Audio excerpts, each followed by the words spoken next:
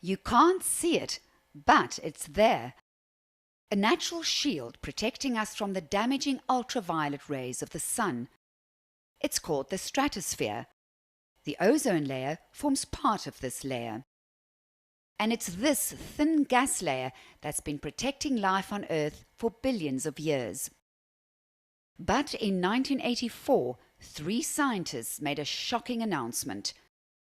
One of the biggest environmental discoveries of the 20th century. A massive hole in the ozone layer over the South Pole.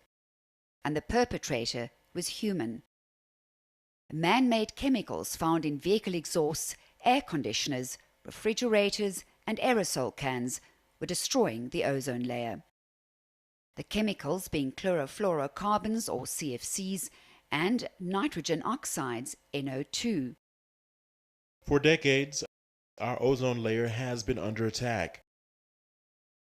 In 1987, countries agreed to fix it through the Montreal Protocol. Africa's ozone story is special.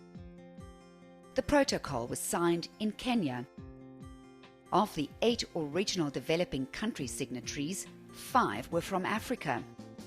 Even though Africa has always only contributed a very small % of CFCs and produced none, 53 African countries are now partners to the Montreal Protocol.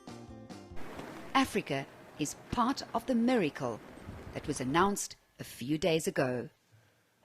We've seen evidence of a decline in ozone-depleting substances over the past decade.